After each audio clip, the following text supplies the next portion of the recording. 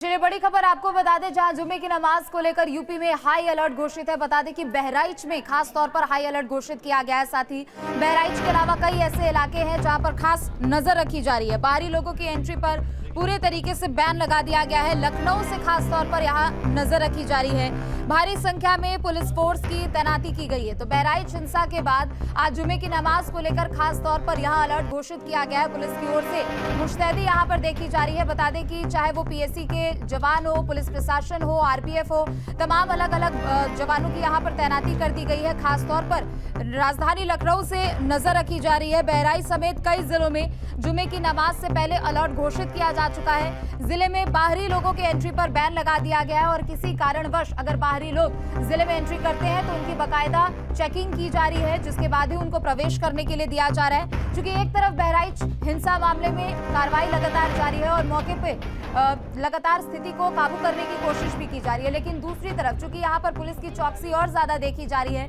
जुमे की नमाज को लेकर यूपी में खास तौर पर हाई अलर्ट घोषित किया गया है। चाहे वो बहराइच हो, बहराइच की सीमा से लगने वाले दूसरे जिले ही क्यों ना हो, सभी जगहों पर पुलिस की मुस्तैदी नजर आ रही है। पुलिस फोर्स की तैनाती की गई है। पूरी तरीके से यूपी पुलिस हाई अलर्ट पर है और धरातल पर इस अलर्टनेस का क्या असर देखने को मिल रहा है। बहराइच से हमारे संवाददाता अविनाश, गाजियाबाद से हिमांशु, प्रयागराज से मानविंद और कानपुर से श्याम तिवारी हमारे साथ जुड़ गए हैं। और सबसे पहले बहराइच का रुख करना चाहेंगे। अविनाश, वहां पर क्या तस्वीर है? हिंसा का आज छठा दिन है और ऐसे में क्या हालात वहां पर देखने को मिल रहे हैं?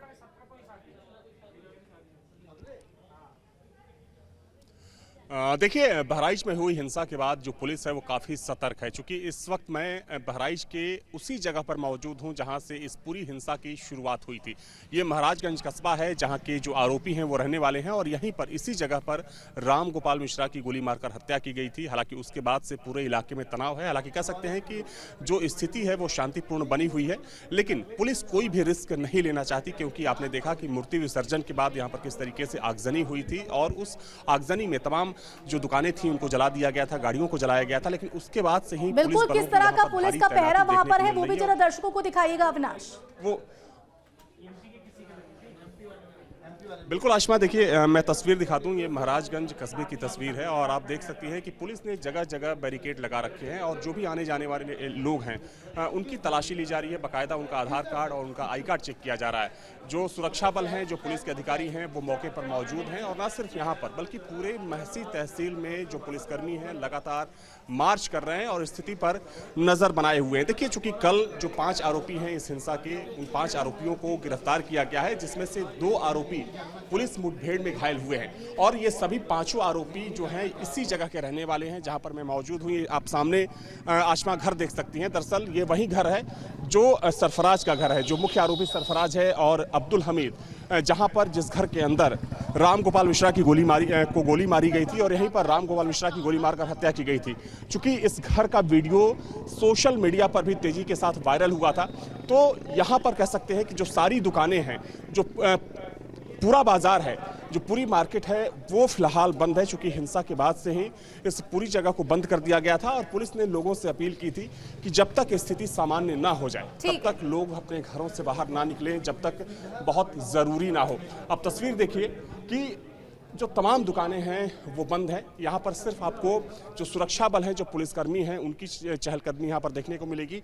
गलियों में सन्नाटा पसरा हुआ है। चूंकि अगर किसी को किसी सामान की ज़रूरत होती है तो उसके लिए बाकायदा उसे पुलिस से परमिशन लेनी पड़ती है और उसके बाद उसको यहाँ से जाने दिया जाता है। आपके पास और भी अधिक जानकारी के लिए गाजियाबाद से हिमांशु हमारे साथ जुड़े हुए हैं। हिमांशु, हमने गाजियाबाद में पिछले दिनों की तस्वीरें भी देखी जहाँ कितना ज्यादा बवाल मचा हुआ था, लेकिन बहराइच को हिंसा को देखते हुए और आज जुमे की नमाज है, इन तमाम चीजों को देखते हुए गाजियाबाद में फिलहाल क्या स्थिति है, किस तरीके की तस्वीरें वहां पर और कितनी मुस्तैदी पुलिस प्रशासन की? बिल्कुल, देखिए गाजियाबाद में लगातार अलर्ट है। जिस तरह से पहले गाजियाबाद का दास्ता देवी मंदिर है, वहाँ पर प्रोटेस्ट होता है 4 अक्टूबर को और वहाँ पर पथराव भी किया जाता है एक विशेष समुदाय द्वारा और उसके बाद से पूरे गाजियाबाद को अलर्ट मोड पर रखा जाता है। फिर घटना हो जाती है बहराइच के अंदर, वहाँ भी कुछ इस तरह से 6 दिन तक लगातार ये उपद्रव बचा और उसके बाद अब स्थिति सामान्य हो गई है। लेकिन पुलिस अलर्ट पर है क्योंकि आज जुम्मा है। तस्वीरें मैं आपको दिखाना चाहूँगा। जितने भी मुस्लिम बाहुल्य इलाके हैं जहाँ मस्जिदें हैं वहाँ पर पुलिस फोर्स को तैनात किया गया है। ट्रैफिक पुलिस कर्मचारी भी तैनात किए गए हैं। किसी को भी रुकने के लिए बिल्कुल भी निर्देशित नहीं है। उनको आगे तुरंत फौरन रवाना कर दिया जा रहा है पूछताछ के बाद। और आप देख सकते हैं चाहे महिला पुलिसकर्मी हो चाहे पुरुष हो, सभी की तैनाती की गई है। बैरियर में चाहूँगा विजय से बैरिकेटिंग भी आपको दिखा दें।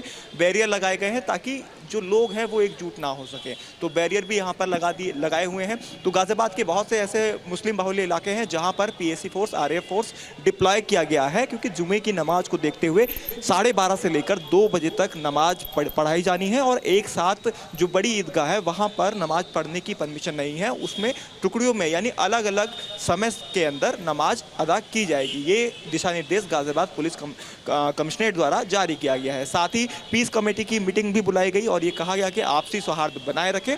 अगर कोई भी असामाजिक तत्व समाज के अंदर कुछ भी गलत अफवाहें फैलाने का काम करता है तो उसके खिलाफ पुलिस सख्ती से पेश आएगी। और अब तक अगर हम गाजियाबाद की बात करें तो 26 लोगों की गिरफ्तारी कर बिल्कुल हिमांशु, कल भी 3 लोगों बिल्कुल हिमांशु, तो अलर्टनेस की तस्वीर जो है वो साफ तौर पर गाजियाबाद में भी है। और प्रयागराज की अगर बात करें तो मानवेंद्र हमारे साथ बने हुए हैं। मानवेंद्र, प्रयागराज की बात करें तो वहां पर क्या तस्वीर है, वहां पर पुलिस किस तरह से अलर्ट है, तस्वीर भी दिखाइएगा।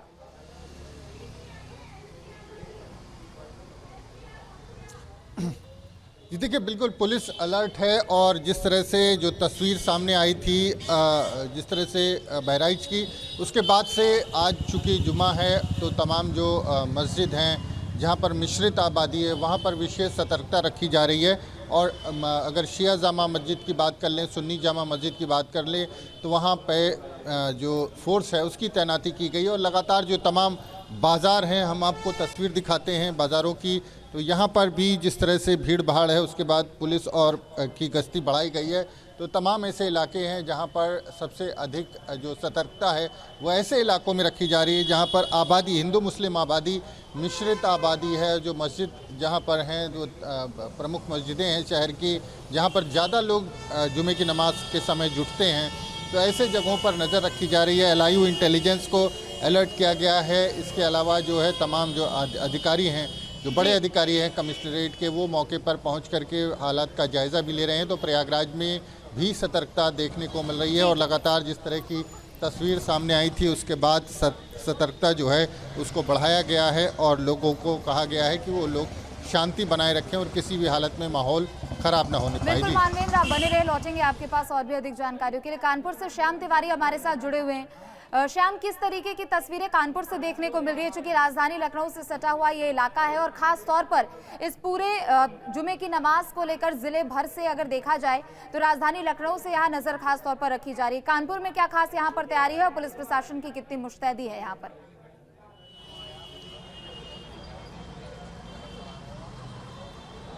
देखिए, कानपुर की अगर बात की जाए तो कानपुर में पुलिस पूरी तरीके से अलर्ट है। पुलिस तमाम मस्जिदों के बाहर में तैनात है। और इसके अलावा आपको बता दें कि हम जहां पर खड़े हुए हैं ये परेड का इलाका है। परेड के इस इलाके में 6 से 7 मस्जिदें लाइन से स्थित है। थोड़ी थोड़ी दूरी पे ये मस्जिदें हैं जहां पर 1 बजे से 3 बजे के बीच में नमाज अदा की जाती है। यही वजह है कि यहाँ पर विशेष रूप से अलर्टनेस बरती जा रही है। आप देख सकते हैं कि यहाँ पर पुलिस की तैनाती सुनिश्चित की गई है, साथ ही साथ PSC की तैनाती भी की गई है, क्योंकि कई बार कानपुर में जब हिंसा हुई तो यही वो रास्ता है जहाँ पर हिंसा होती है और इसके बाद एक हिंसा कानपुर में फैलती है।